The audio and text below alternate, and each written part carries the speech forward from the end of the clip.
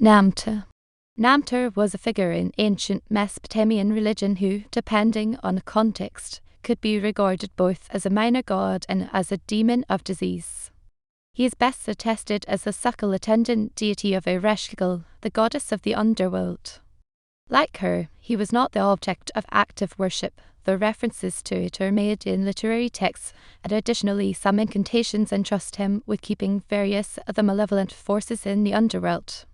Character and functions. Namtar's name means fate in Sumerian. It can be differentiated from the ordinary word fate in Sumerian text due to being preceded by the dinga sign, so-called divine determinative, used to identify the names of deities. The same name was used in Akkadian, written as D. Namtaru. Jacob Klein notes that true to his name, Namtar was most likely understood as the personification of unavoidable fate, implicitly understood as death.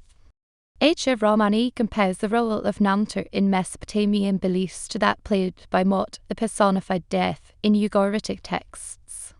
The primary roles of Namtar in the Mesopotamian pantheon were those of a minor god of the underworld and of a diseased demon, especially strongly associated with headaches and heart pain.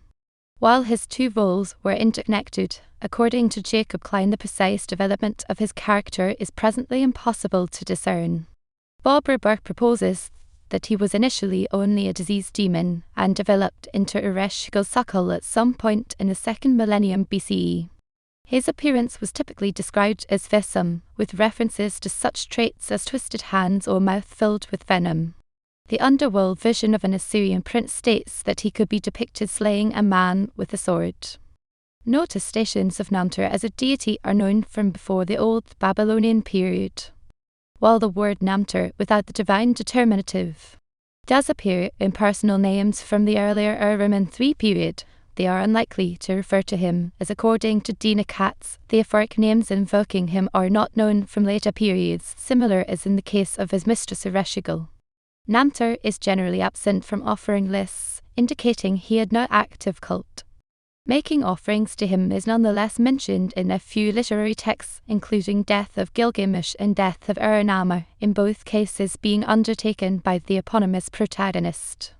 Incantations indicate that the medicine goddess Ninasina was invoked to counter Namtar's influence. The same function was also attributed to Izalui. However, Namtar could in turn be employed to take care of other demons, for example an incantation against Malevolent, the personified any evil, entrusts him with keeping this being imprisoned in the underworld. An incantation addressed to the fire god Guru asks him to hand over the enemies of the petitioner to Namtar. Associations with other deities. Namtar served as the sukkal of Ereshkigal, though less commonly he could also be referred to as a sukkal of Nergal. Some texts simply refer to him as sukkal of the underworld, sukkal Urusetikai.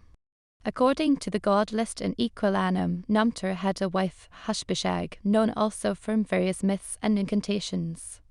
She was called the stewardess of the underworld. The daughter was letter 1 though she is also mentioned as a daughter of Enki in a different section of the same god list. Namtar's mother is identified as Marjalanki, already attested in this role in earlier lists. A single source applies the name letter 1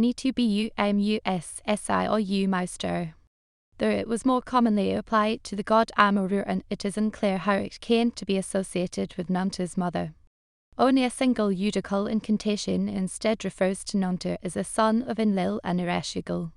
A single late text, underworld vision of an Assyrian prince, might also mention a feminine counterpart of Namtar, Namtatu, though the restoration of the name is uncertain.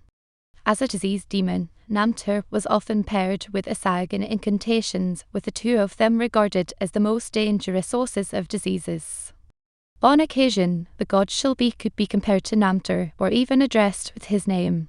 A single Old Babylonian letter associates Lugal Namtar, a deity possibly analogous to Namtar, with Ninshibur, and invokes both of them to bless the recipient. Lugal Namtar, as well as a deity whose name was written as D. Sukkal, who according to Odette Bovin might be analogous to Ninshibur, both appear in association with Shamash in texts from the Orcas of the First Sealand dynasty in place of his usual attendants such as Bunin. Mythology. Namtar appears in the role of Ereshkigal's sukkal in the myth Nergal and Ereshkigal. As the queen of the land of the dead cannot travel to heaven, he partakes in a banquet taking place there as her representative. While most of the gathered gods pay respect to him, Nergal refuses to, which is the reason behind Ereshkigal's demand to have him sent down to the underworld.